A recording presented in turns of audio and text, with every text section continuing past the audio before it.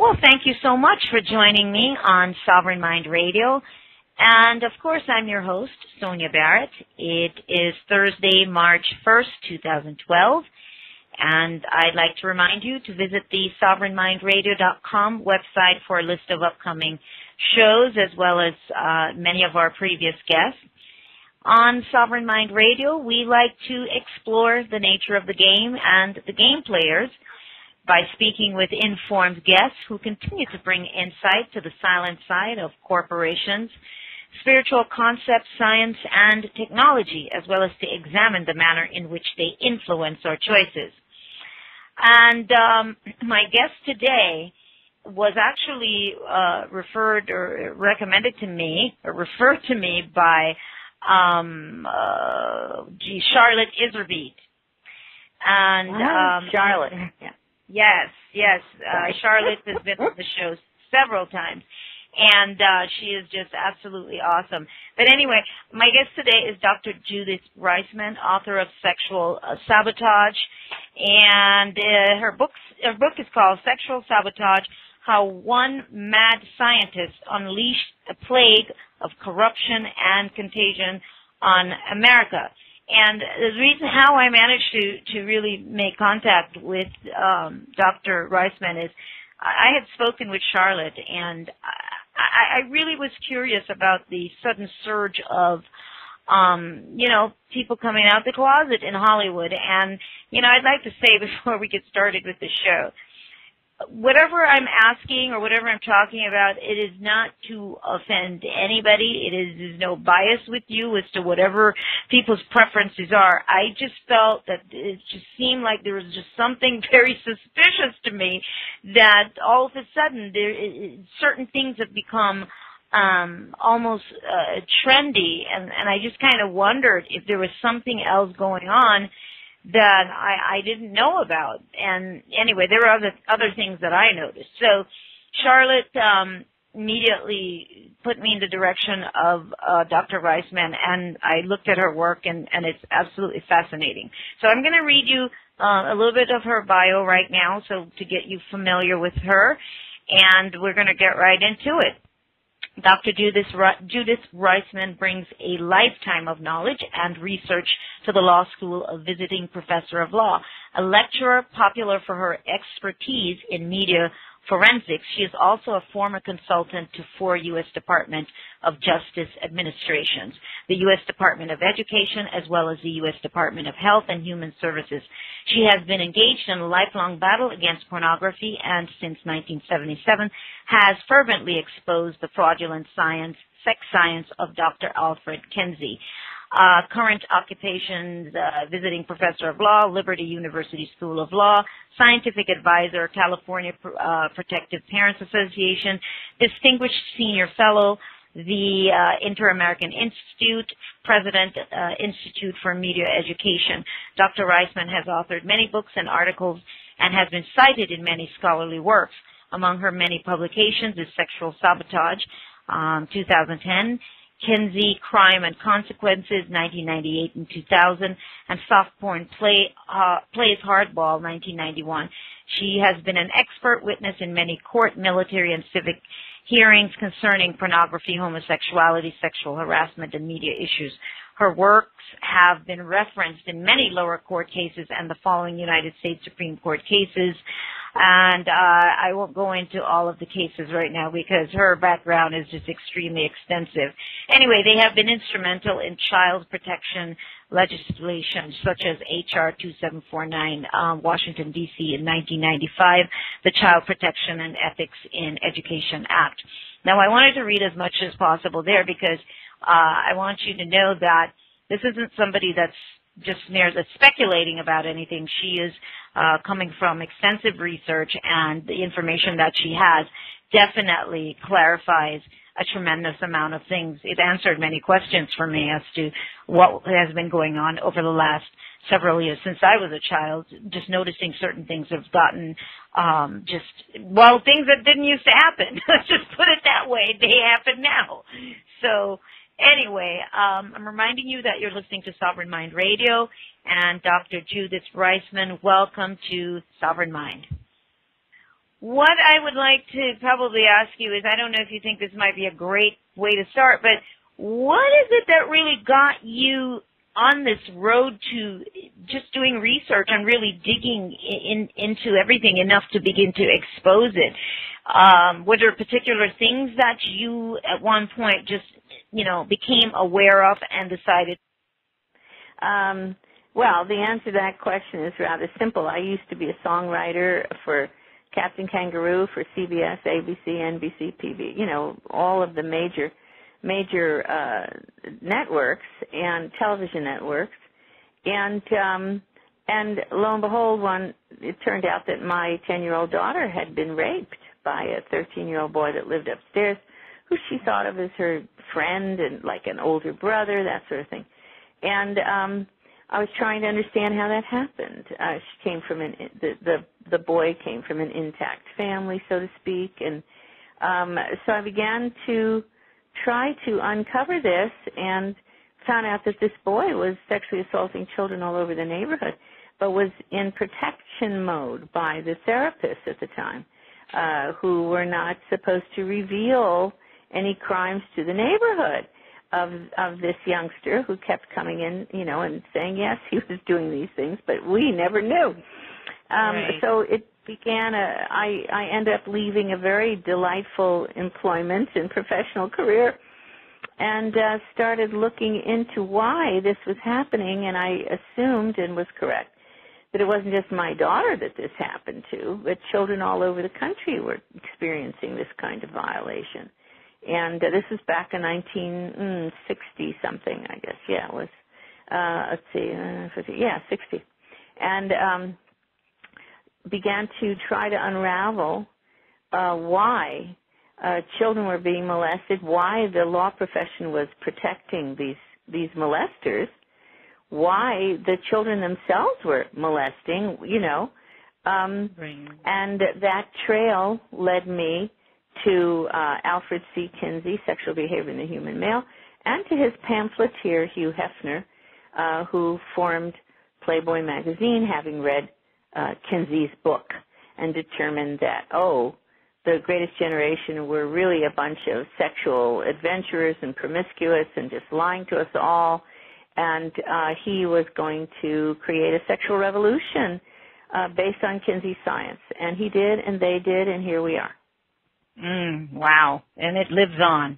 And as a matter of fact, not only does it live on, it's getting progressively crazier.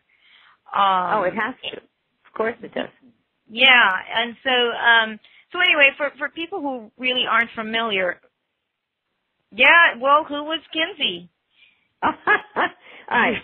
Dr. Alfred Kinsey was the father of the sexual revolution. He is credited thusly. He claimed to be a Midwestern, regular father, sort of conservative guy. He wrote 2 books that changed the world and changed everyone's life right now, anyone who's listening to this program.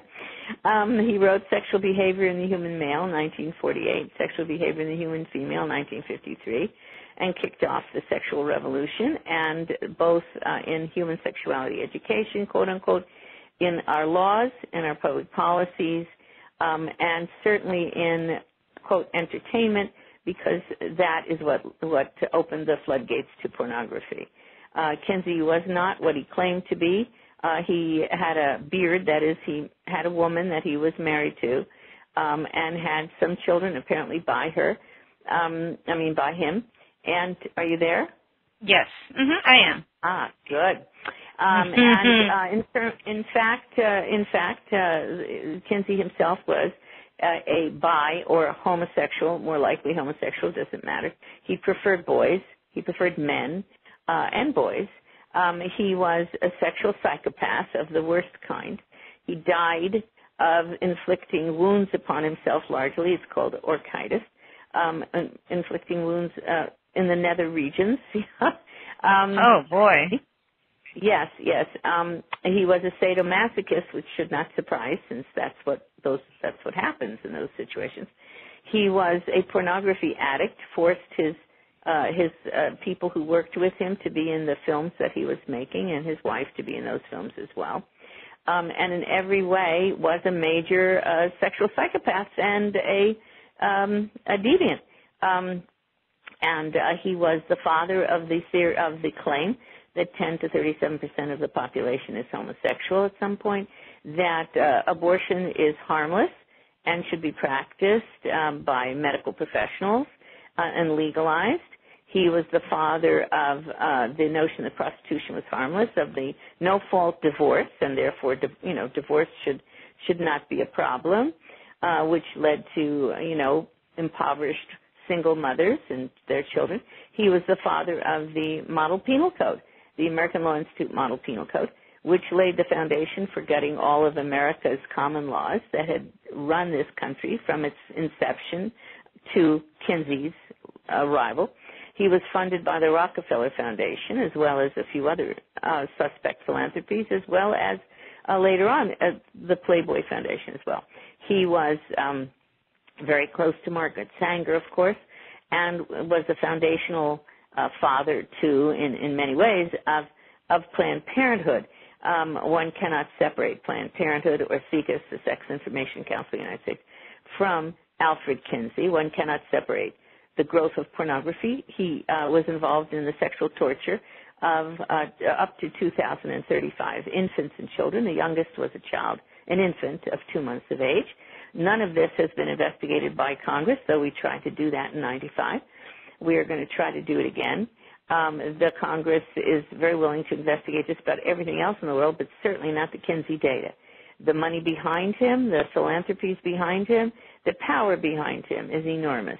And now, of course, as all sex education in the classroom, except strict abstinence, all sex education in every classroom, institutional sex education is grounded in Kinsey's fraudulent theories. That's why children are being taught that masturbatory activity is perfectly normal and natural, and that not doing these things will make you sick, and you'll go crazy or some such silly business.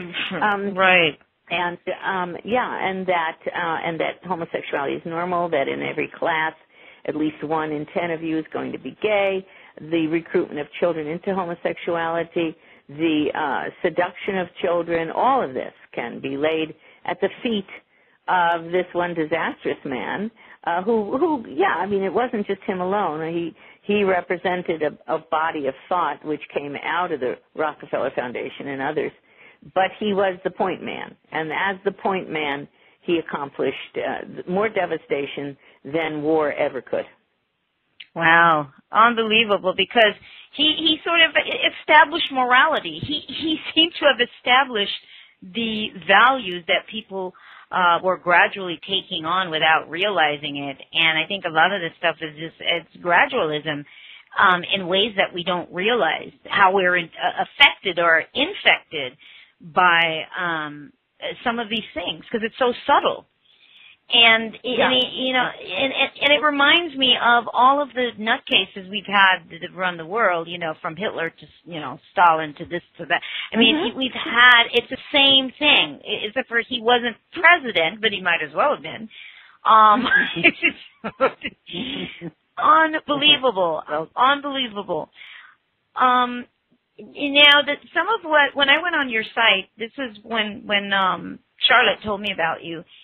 I have to admit, I was unable to finish, I think, watching. It was one of the videos that was up regarding Kinsey. It was either the article, but on babies and on the this sexual experimentation. As a mother, I just couldn't finish listening. It was just so disturbing to me. Yeah. Then you have to ask, why have none of my scientific colleagues, have none of the scientific journals dared to touch Kinsey's data? You're looking at things that he admitted without any questions in black and white. The sexual torture of a 4-year-old boy for 24 hours around the clock, and then the conclusion that this child who was being sexually tortured by an older man, right in his own book, had 26 quote-unquote orgasms and definitely enjoyed it. He talks about, his own words are that these infants and these children screamed, they cried, they fainted, they had convulsions. Those are his words, not mine. And yet he concluded that these little kids who were being so vilely abused really definitely enjoyed the situation. Now, we have a society willing to go after the priests, don't we? And we have a society willing to scream and yell about religious folks who do anything to children, and, well, they should. But we have a society and an institutional structure that refuses to go anywhere near Dr. Alfred C. Kinsey's torture of these children in a public forum. Our scientific journals refuse to print anything about this, even for their own scientific constituency. And so, yeah, no surprise that teachers are teaching it in the classroom, children are acting out on it, pastors are preaching the same sort of dysfunctional behavior for the marriage bed, of course, and wondering why we have so many divorces within the Christian community and within marital structures. So, yeah, this man has had enormous impact on everyone. Yeah, and I was going to say, I guess maybe the reason why he's so protected even into death, it's because of what all of this leads back to, who it's tied to. And I think that is the crazy part about all of this, that there are people who are higher up. This thing is so huge. It is so huge. This sexual dysfunctional operation or mindset is really huge. Pedophilia, look at what's going on today. Where we're hearing of all these teachers. I mean, things that you could not even imagine. We're seeing that. There's more and more teachers, not just teachers, but people in places of authority, as it's been going on for a long time. I mean, where is this coming from? What is going on? Well, it's coming from, number one, the training that people have been having in the classroom to start with when they were little kids. And the teacher was telling them all this sort of, sexual activity was fine, and let's put the condom on the cucumber. And being taught by people whose training itself was strictly pornography. The Institute, the Advanced Study of Human Sexuality in San Francisco, the Kinsey Institute, these are the people who created your child sex education curricula all over the world. What do you think that they're going to be producing and telling these children?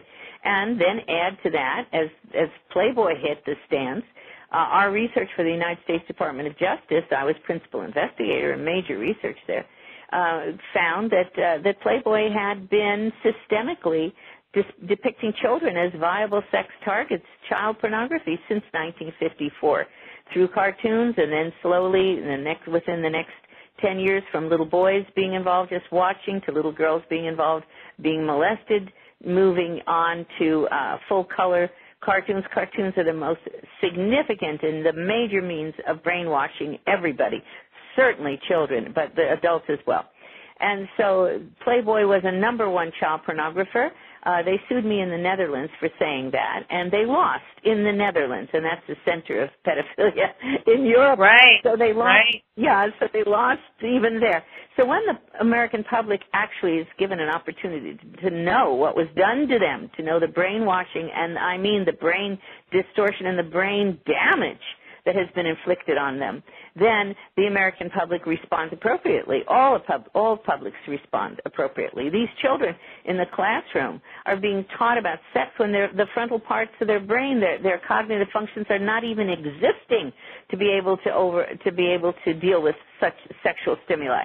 And so it's child sexual abuse in the classroom, child brain damage in the classroom, carried out by individuals who spent a lifetime getting themselves trained using pornography. That's the training program for the institutes over there. And we wonder how we got to where we are. I don't wonder how we got to where we are with presidents of universities and coaches and teachers raping children. I wonder that it took us this long. Right, right. And then you mentioned the Netherlands because I remember a couple of years ago, they were trying to get legislation passed. This is the pedophiles for pedophilia. Well, they were definitely trying to do that in the Netherlands, and they almost succeeded because the pedophiles have great strengths in that country, which makes it all the more fascinating and all the more powerful that when Playboy magazine sued me in the Netherlands for libel and slander, when I said that they were child pornographers, that we won in the Netherlands. That's monumental. And of course, what's as monumental is the fact that none of that was ever revealed in American press. Playboy magazine, they're our number one child, viable, if you will, or mainstream pornography magazine, and not one newspaper in this country carried a single word about them losing in the Netherlands on a child pornography libel suit. Are you kidding? So the control of the mass media is now and has been I would say probably, certainly since Kinsey, has been overwhelming, just overwhelming.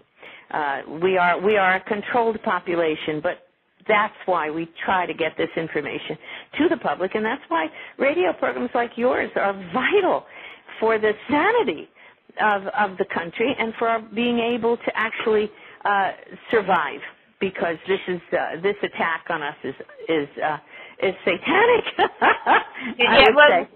What else how else can you describe it, though? And I think what gets me is, and again, it's not even the fact that whether people are born this way or not. What I looked at was the fact that homosexuality was being really pushed upon the young people as an alternative lifestyle. As opposed to whether, for whatever reason, that became their lifestyle all on its own. That opportunity is not really there for it to happen because it's so introduced into the young people's lives as a natural option in life. Well, let's understand that, first of all, we talked about that very briefly, that the child's brain is not maturely developed in terms of cognitive functions until roughly age 21 to 25. These children are in a classroom and in a coeducational environment. Some of them have been abused already. Some of them have not. And they are now facing a teacher who stands in front of them and spews a whole body of sexually provocative information for them, and often includes images and includes not TV, but DVDs and videos and so forth. Now, some of those teachers are going to be pedophiles. Good morning, America. Shall we wake up and smell the coffee? Of course some of those teachers are going to be pedophiles. Others are not going to be, and they're certainly going to admit it to the children, but others won't be pedophiles, but they will have been conditioned by the same fraudulent sexual information created out of the Kinsey research and spewed into our classrooms, well, actually into the classrooms worldwide, globally. I just returned from a trip to London, to Rome, to Cork, to Dublin, to Vienna, and then to the Philippines, Manila. And I can assure you, as I speak to you right now, that the Kinsey material is part of everybody's education who's an educated person, whether they know it's Kinsey or not, on sexuality, and that's a global reality. Wow. Now let's talk about you talked about the imagery, pornographic imagery on the brain. Can you talk to us a little bit about the science of the brain's response to this kind of material? Sure, of course. Text is not images. Text is what's protected by the First Amendment. Text requires, first of all, the ability to read, the ability to decipher these little abstract little things we call words, letters, which become words, which become sentences. So no child can pick up a book that's beyond their reading capability and even begin to comprehend it. They have to be able to read it to begin with. Secondly, when they begin to read it, they have to understand it. And the words that are in that book will be very difficult to understand if they're beyond their maturity. Every child can understand a picture. So the picture that they see, that's a sexual picture, goes straight, 0.3 of a second, actually less, from the eyes to the visual cortex, down the central nervous system, and into the reproductive organs, because that is where things go in terms of what they're seeing sexually. So you're talking about children who have no capacity to process that cognitively. Adults have very little capacity, obviously, since we have so many addicts, right? But right. Children have absolutely none. There is no filter. There is no capacity for them to process these kinds of images that they're being shown in the classroom as quote-unquote sex education. There is no such thing as sex education that's visual. If it's visual, it's pornography. If it's sexual for these children. London, they just had a huge flap because they're putting out animated cartoon business where the children are naked, little animated children, how cute, and the woman is naked and she moves over to be with a naked fellow. You know, what do these think? This is mathematics, and are we that stupid? And moves over to be with this fellow, and the voiceover of a nice motherly woman says, they sometimes people love each other, feel that they may love each other, and so when they do, they have sex. And then this little couple that feels momentarily that they love each other are hopping around over a bed, and he's got a little feather, and he's sort of tickling her, and she's naked as a jaybird, and so is he. Well, you can do that, you see, with the cartoon strips. You can get away pornography that way. And then a voiceover she says they're having a great time, and the little kid says, "Oh, they look like they're happy, don't they?" Oh, my, yes. Now we're going to go into the venereal disease response mechanisms? No, I don't think so. And so we see the two of them copulating, the adult male and the adult female. We see them naked, doing their thing, and doing it first the missionary way and then doing it in a reverse position, another way. This is all to educate your 7-year-old child. Who does that? Who is stupid enough, cowardly enough to believe that you show these kinds of things to anyone, much less to a group of co-educated 7-year-old little children? And what, they're not going to go off and practice? Excuse me. That's what school is for. You do your homework, yeah? You learn your math, you go and you practice your math. You learn your sex, you go practice your sex. And yet we have a society that has been so brainwashed and so trained that they will look at you right in the face and say, there's no proof that this is causing anyone to act out at all. It is. It's funny, though. It's funny, but it's not at the same time, because people just don't notice. And you know what, I want to tell you, there's a cartoon. I haven't looked at it in years because the last time I saw it, it was so disturbing. It's called Family Guy.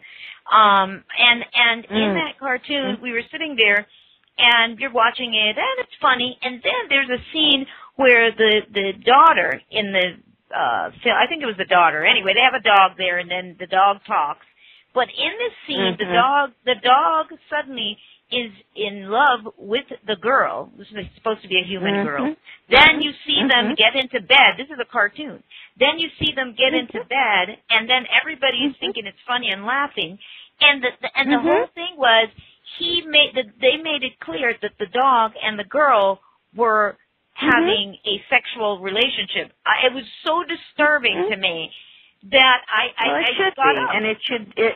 Look, in 1948, everything like that would have been completely illegal. What they were doing is you have a bunch of perverts who are making films, and they themselves are engaged in bestiality or in sadomasochistic child sexual abuse or whatever. And, and we all want everybody else to be like us. We don't want to be the only strange ones in the world. And so we try to create, misery loves company sort of thing, right? And so that's what we produce. That's what they produce. And we allow that because the laws had been gutted, because we thought we were so smart that we did not have to have boundaries to our behavior. And back in the 1955 Model Penal Code, that was completely based on Alfred C. Kinsey. All of our common laws, in 1948, seduction was against the law in this country. And in fact, in California, seduction was a felony. Guess what? A lot fewer people were going around seducing young girls and young boys when they thought they'd go to jail, And so we had a whole bank of laws that protected women and children in those years. That was based upon our old-time, old-style men, right? Right. These were, the patriarchs, that old-style patriarch. And they did. They had laws that protected women and children. Why? Because they knew that unless you had boundaries, strict boundaries to protect women and children, men would be extremely predatory.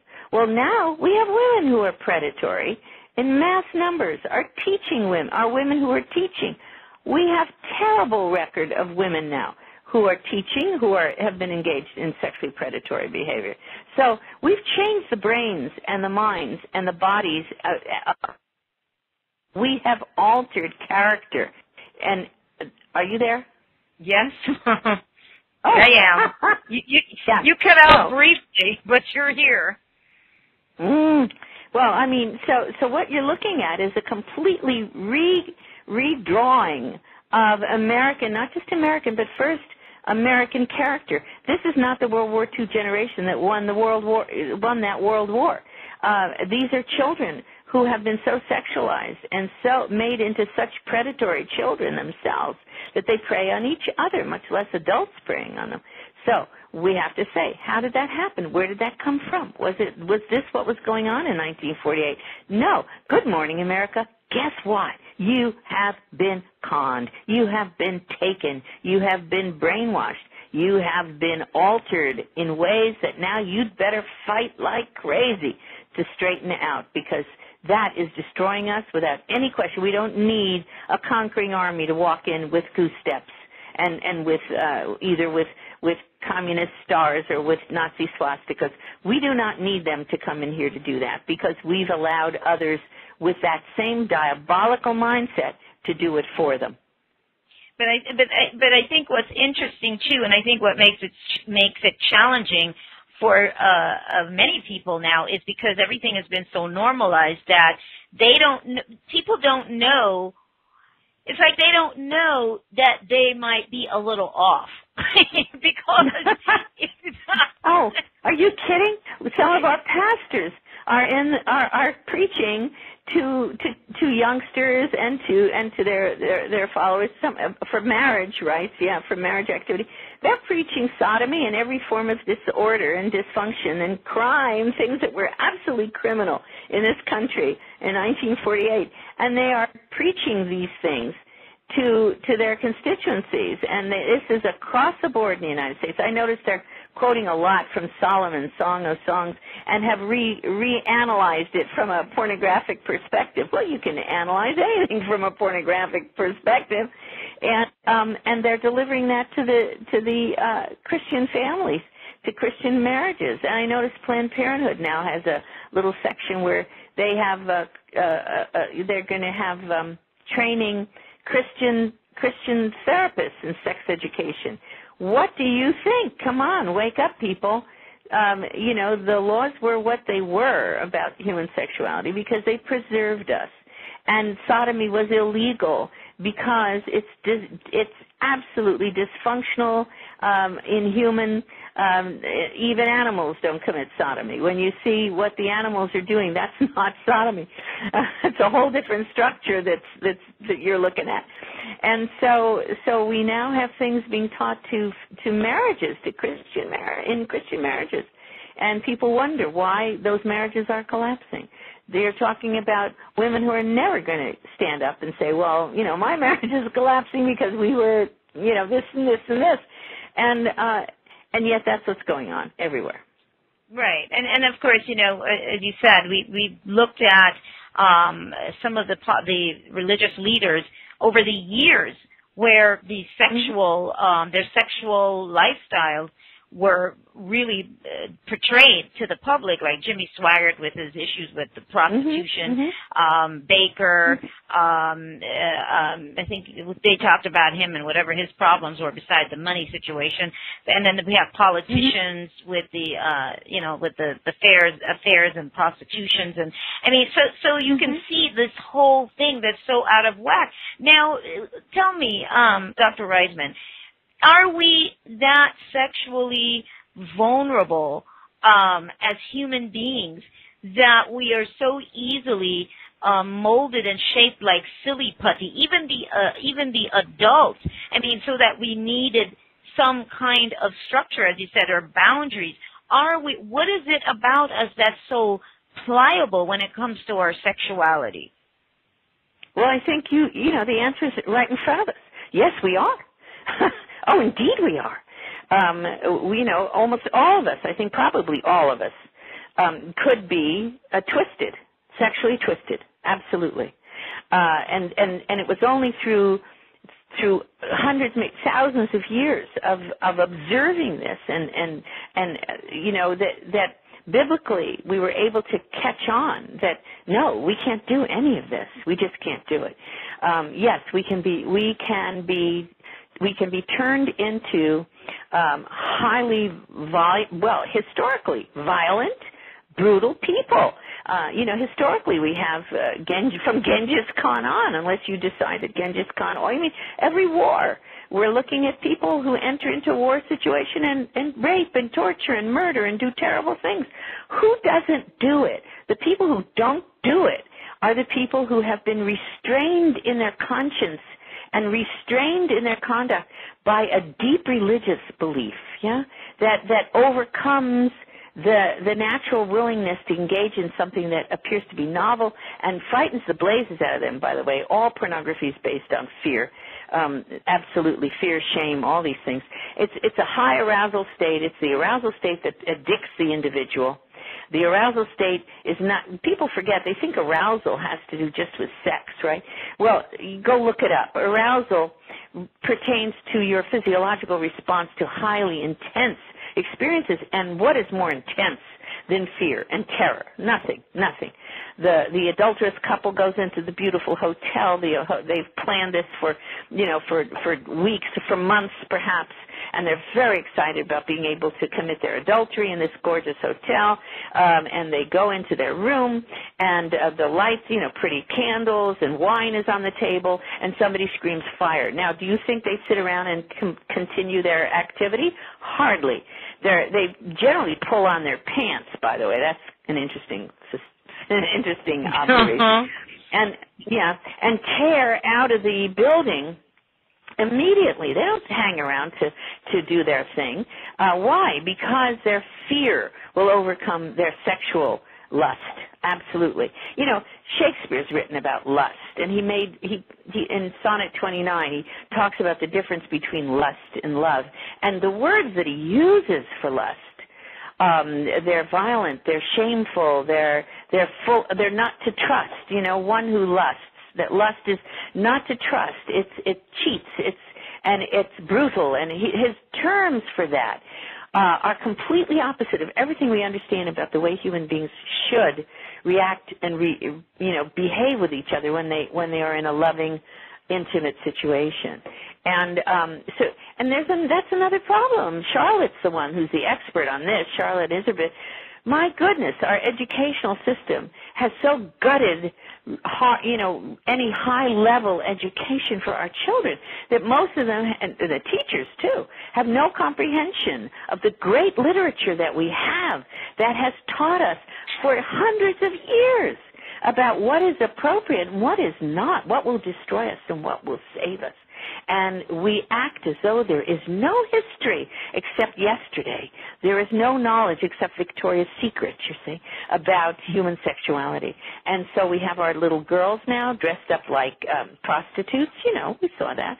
And this film, what was it, big film everybody was talking about, the Sunshine Girl or something, yeah? I didn't see it, but I know what you're talking about. Little Miss Sunshine or something? I didn't see it, but I know what you're talking about. Well, I kept hearing from actually normal people that this was a great film, about children. That's what I heard. It's sort of a stripper thing, this little girl. That is how far our minds can be disordered. And I say all of us, no one is safe. And then there's a new show. I've never seen it because, one, it's too disturbing for me. But what is it? Something about little Tiara. It's little girls dressed up like. Oh, right. Yeah, I've not watched it because it reminds me of John Benet Ramsey, and I couldn't figure out who would do that? Who would put their child in that situation where the small child is wearing makeup and dressed like a woman? Mm-hmm. I just couldn't figure out who would do that. What parent would actually think that's a good idea? Well, who would do that. Who would do that. Either people who are molesting their own children or people who are too foolish and too self-indulgent themselves to care about whether their children are going to be viewed as sex targets. In either case, this would have been absolutely unheard of. pre-Kinsey, our laws were very clear. We could not have had pornography distributed in the United States of America. Abraham Lincoln, just before he was shot, passed a statute that said that those French postcards, they were trying to send French postcards in the U.S. mail to the soldiers. He said, no, that we'll have no obscenity. What did he define as obscenity? Anything that is vulgar and anything that is indecent is called obscene. Now, that word obscene has been absolutely ripped from its foundation. And now we have stuff on television, we have films, we have the little cartoon images that you just described of the little girl, with the dog thing. What do you think is going to happen to a society that accepts that sort of thing? Right, absolutely. Now, the thing is, I do have another show, but what I'd like to do is I am hoping to get you back so we can actually have a real full hour another time. So I am going to email you and I am going to bug you until I get another date to do this. But where can we get the book? Please give out the website. Yes. Please, yeah. Yeah, do get Sexual Sabotage, if I can still be talking to you now. Do get Sexual Sabotage. You can get it from WorldNet Daily, worldnetdaily.com, from their bookstore. Or, of course, you can always go to Amazon and that sort of thing. They have that along with all sorts of other things. And you can ask at your local bookstore, and they can request it. I urge people to get 2 copies. One for themselves and other people to show it to, and one for your library, because I guarantee that your library will not want to bring that book into onto its shelves along with some of the other things they've got, unless you give it to them and donate it. So please do that. And please get the book and go on my website. Everything on there is still free. Download and use and view some of the videos, and there are videos that you should get. The Kinsey Syndrome, you can still get that through, I think, WorldNet Daily. If not, you should go to my website and we'll find a way that you can get that. Oh, you can get it on Amazon too. The Kinsey Syndrome, it's a 2.5-hour documentary, which is very well done. And we'll tell you what happened to you and what happened to your father and your brother and your sister and your mother and your grandmother. It will tell you what happened to your teacher and to other people who have either struggled against this or done or capitulated, and you'll get some understanding for the first time of how this nation has been sold to some diabolical fiends, really. Well, I want to thank you so much, and thank you for hanging in there with all of the challenges, and we will connect again. I want to say one thing. Do not despair. If we could win against Playboy in the Netherlands, we can win anywhere. The issue is my people perish because of lack of knowledge. So read and learn and understand. Thank you. And remember, as always, that the power to be a sovereign mind, a free mind, lies with you.